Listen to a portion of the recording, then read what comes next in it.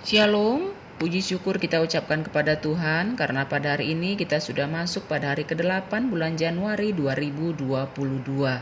Marilah kita mengisi hari yang Tuhan berikan kepada kita seturut dengan tuntunan firman-Nya. Sebelum kita mendengarkan firman Tuhan, kita berdoa. Terima kasih Tuhan, Kau berikan nafas kehidupan bagi kami. Kami mau Engkau saja yang mengisi hati dan pikiran kami, agar semakin kami memahami kemuliaan dan belas kasih-Mu yang luar biasa sepanjang hidup kami. Berfirmanlah Engkau, kami telah siap mendengarkan. Amin. Sapaan firman Tuhan tertulis dalam kitab Mazmur 130 ayat 4. Tetapi padamu ada pengampunan, supaya engkau ditakuti orang. Demikian firman Tuhan.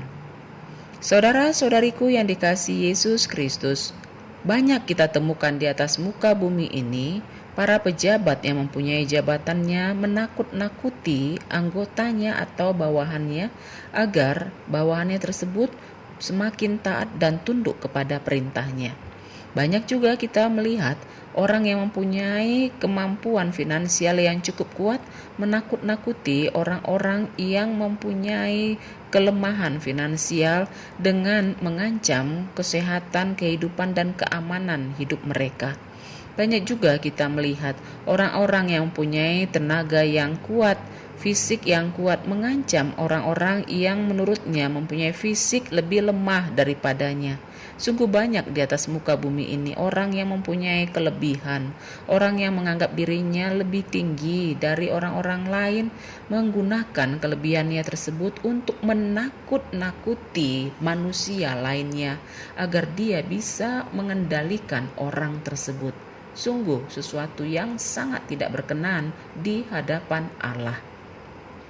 Kita melihat dalam kitab Mazmur 130 ayat 4 ini ditunjukkan bahwa Tuhan justru memberikan banyak pengampunan kepada manusia agar manusia itu takut kepadanya. Sangat berbanding terbalik sekali. Orang hendak mengancam-ancam orang lain, memberikan penekanan-penekanan dan kekejaman kepada orang lain supaya dia ditakuti dan dihormati. Tetapi Tuhan memberikan banyak sekali belas kasih, banyak sekali pengampunan kepada kita, dan Dia rindu kita semakin mengasihi Dia. Saudara-saudariku, begitu besarnya kasih Tuhan kepada kita. Kalau bukan karena kasih-Nya yang mengampun-ampunkan banyaknya dosa dan pelanggaran kita di tahun-tahun yang lampau, maka kita tidak mungkin akan sampai ke tahun ini, ke tahun yang baru yang penuh pengharapan.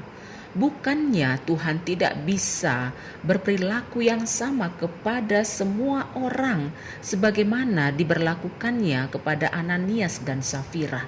Manakala dalam kitab Perjanjian Baru dikatakan perilaku suami istri yang berdusta di hadapan Tuhan dan di hadapan hamba Tuhan langsung mengalami sanksi, yaitu mereka mati pada saat yang sama manakala dia melakukan suatu kebohongan di hadapan hamba Tuhan.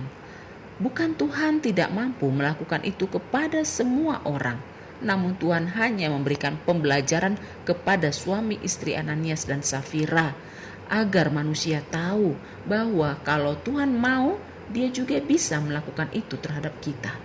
Namun nyatanya Dia tidak melakukan itu karena Dia begitu belas kasih terhadap kita, umat yang diciptanya.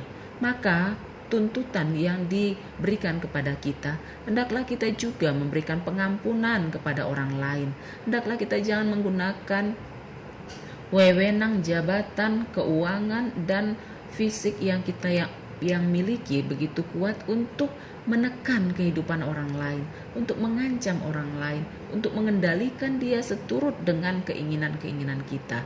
Itu adalah bentuk wujud dari manusia yang kejam, yang tidak tahu diri karena dia adalah orang yang betul-betul hanya bisa hidup karena belas kasih Allah saja. Maka biarlah kalau kita mempunyai kekuatan, kita gunakan itu dengan hal-hal yang seturut dengan kehendak Tuhan.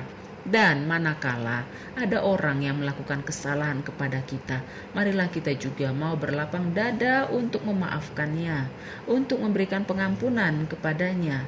Karena bukan wewenang kita untuk menjatuhkan hal-hal yang menjadi sanksi akibat dari kesalahan mereka, tetapi Tuhan mempunyai keadilan yang di luar kemampuan kita. Oleh sebab itu, apapun hal-hal yang tidak berkenan dalam hidup kita, marilah kita juga melakukan belas kasih kepada orang tersebut agar mereka juga bisa menikmati belas kasih Allah. Hanya saja kita perlu bahwa dalam hidup ini memahami pengampunan tidak sama artinya dengan pembiaran kesalahan.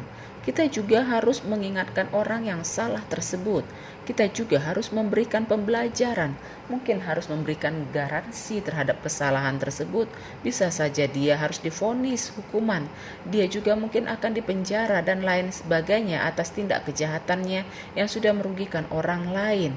Akan tetapi muatan dari segala yang kita lakukan itu haruslah bermuatan belas kasih Allah, agar dia boleh menyadari kesalahannya dan boleh untuk berperilaku lebih baik lagi selagi Tuhan memberikan nafas kehidupan baginya.